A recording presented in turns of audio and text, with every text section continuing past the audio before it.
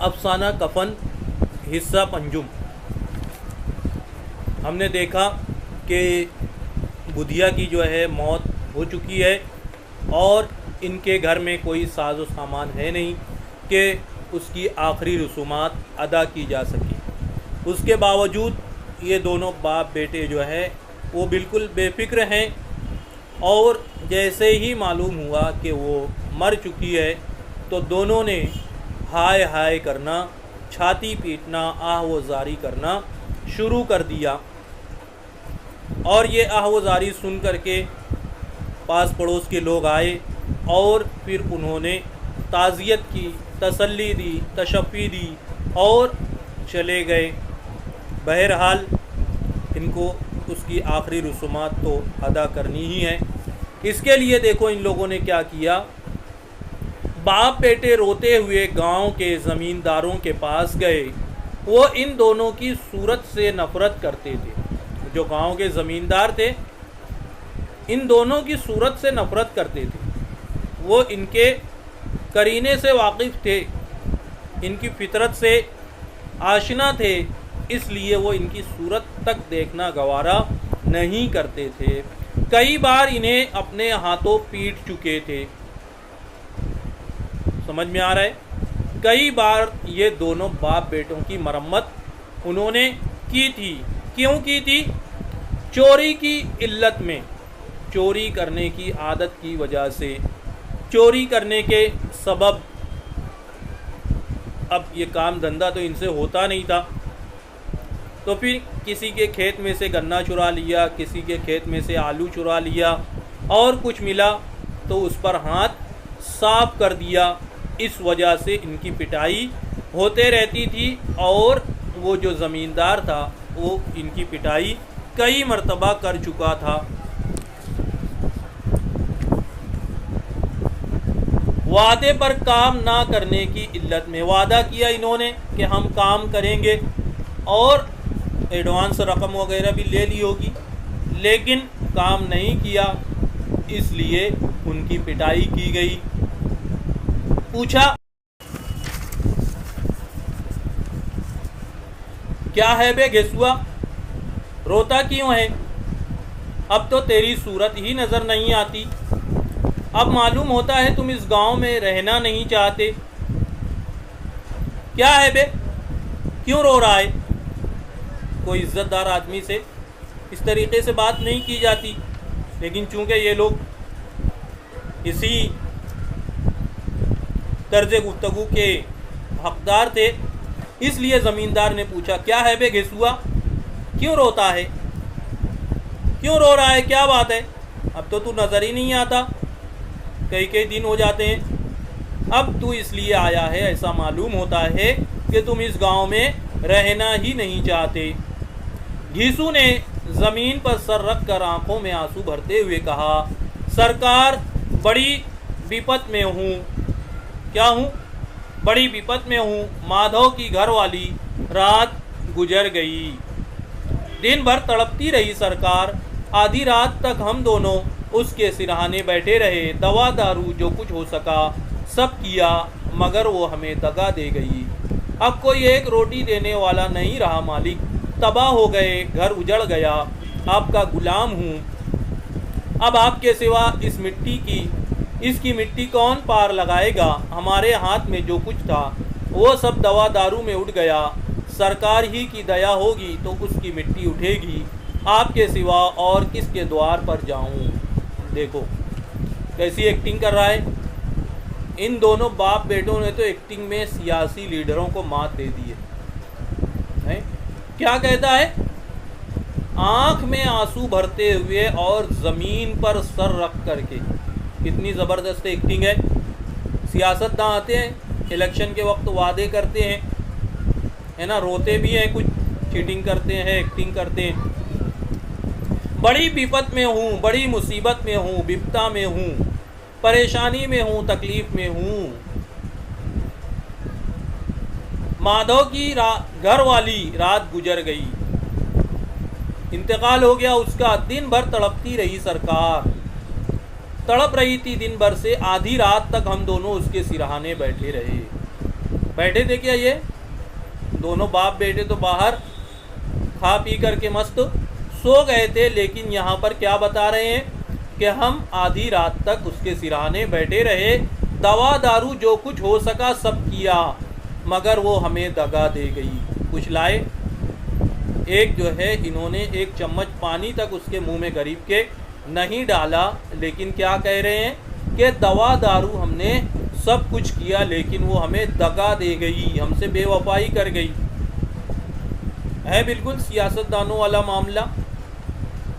हाँ, ऐसे ही हमारे सियासतदान होते हैं। आप लोग भी बखूबी वाकिफ़ हैं तमाम सियासतदानों से, कैसे कैसे वादे करते हैं, सब्ज़ बाग दिखाते हैं, और जब चुन करके आ जाते हैं तो फिर गधे के सर से सींग की तरह गायब हो जाते हैं। दोबारा वही 5 साल बाद नज़र आते हैं। अब कोई एक रोटी देने वाला नहीं रहा, मालिक तबाह हो गए, घर उजड़ गया। वो कमा के लाती थी तो रोज़ी रोटी चल जाती थी, अब तो उसके भी वांदे हो जाएंगे, भूखों मरने की नौबत आएगी। घर उजड़ गया हमारा, तबाह हो गया, हम बर्बाद हो गए, आपका गुलाम हूँ। किसको कह रहा है? ज़मींदार को। हालांकि अकड़ बहुत थी। यही ज़मींदार जब काम के लिए बुलाता तो डबल मजदूरी मांगते, 1 दिन काम करते 3 दिन आराम करते, और बेटा 1 घंटा काम करता तो 1 घंटा चिलम पीता था। अब आपके सिवा इसकी मिट्टी कौन पार लगाएगा? उसकी आखिरी रसूमात अदा करनी है, और हमारे पास तो कुछ है नहीं। हमारे हाथ में जो कुछ था वो सब दवा दारू में उठ गया। उठा क्या? कुछ रखा ही नहीं इन दोनों ने, और कह रहा है कि जो कुछ था दवा दारू में सर्फ हो गया। सरकार ही की दया होगी तो उसकी मिट्टी उठेगी। आपके सिवा और किसके द्वार पर जाऊं? आप ही का करम होगा, आप ही की नवाजिश होगी, इनायत होगी तो उसकी आखिरी रसूमात अदा हो पाएंगी। आपके सिवा किसके द्वार पर जाऊं और किसके दर पर जाऊं? आप ही का गुलाम हूं मैं, आप ही के यहाँ काम करता हूँ, आप ही जो है मेरी मदद कीजिए। ज़मींदार साहब रहम दिल आदमी थे, मगर घीसू पर रहम करना काले कंबल पर रंग चढ़ाना था। ये आदमी रहम करने के लायक नहीं था। ज़मींदार हालांकि रहम दिल है, लेकिन इसकी चमड़ी इतनी मोटी हो चुकी थी घीसू की और माधव की कि एहसान फरामोश थे। ये एहसान फरामोशों की भी हमारे समाज और माशरे में कोई कमी नहीं है। दोनों वैसे ही थे, कुछ भी कर लो ये एहसान नहीं मानेंगे। जी में तो आया कह दे चल दूर हो यहाँ से, लाश घर में रख कर सड़ा, यूँ तो बुलाने से भी नहीं आता। आज जब गरज पड़ी तो आकर खुशामद कर रहा है, हराम खोर कहीं का बदमाश। उनके भी जी में आया कि कह दे उसको भगा दें, चल निकल यहाँ से। जब बुलाओ काम पड़ता है तो आता नहीं है, और आज जब अपनी गरज है तो आकर के खुशामद कर रहा है, हराम खोर कहीं का बदमाश।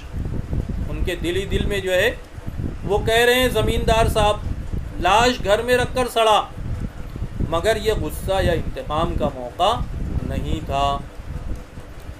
सही है, उसके घर में मैयत हुई है दुनिया भर का नालायक, लेकिन अभी ये मौका उस चीज़ का नहीं था, ये महल नहीं था उस चीज़ का कि उसका इजहार किया जाता।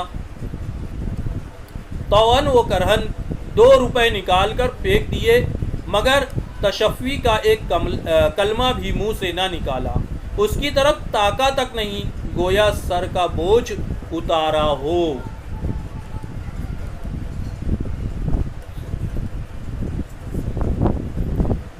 तौअन वो करहन, चारों नाचार, जबरन अपने आप पर जबर करके ना चाहते हुए भी 2 रुपए निकाल कर फेंक दिए। उसको दिए नहीं, फेंक दिए उसकी तरफ, मगर तशफ़ी का तसल्ली का एक कलमा भी नहीं कहा, एक बात भी जो है उसको उससे नहीं कही, उससे गुफ्तगू तक करना गवारा नहीं किया ज़मींदार साहब ने, यहाँ तक कि उसकी तरफ ताका तक नहीं।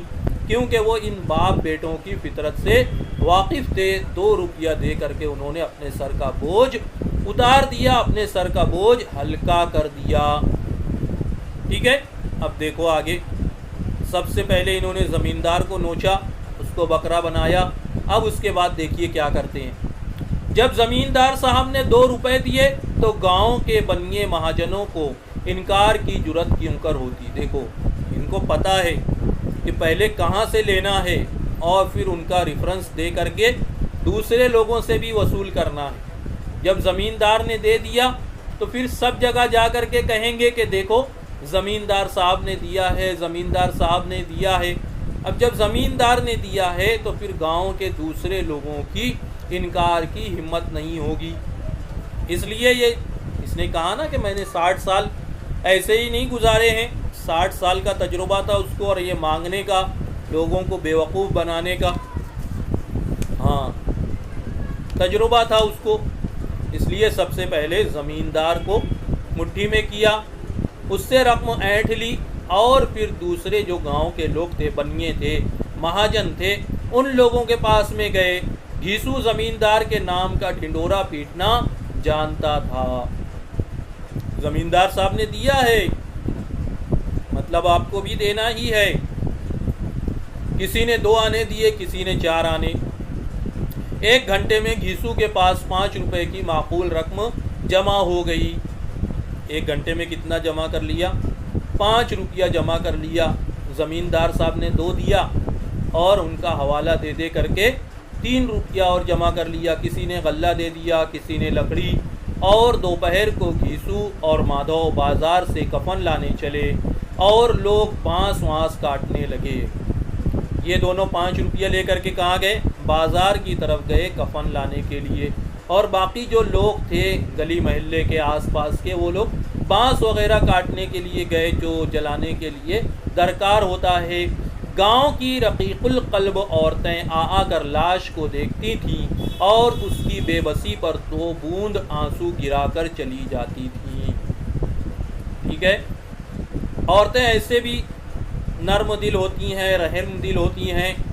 बहुत जल्द जो है वो रोने लगती हैं, जज्बात में आ जाती हैं। तो गांव की जो औरतें थी वो और सीधी सादी हुआ करती हैं, रियाकारी, यज्जारी, मक्कारी, खुदगर्जी से पाक होती हैं, नेक दिल होती हैं, रहम दिल होती हैं, मुखलिस होती हैं, सेल्फिश नहीं होती।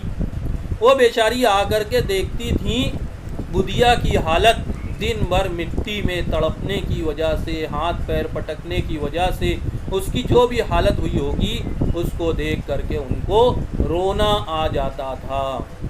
लेकिन इन दोनों जालिमों को उसके हाल पर तरस नहीं आया, उसके हाल पर रहम नहीं आया।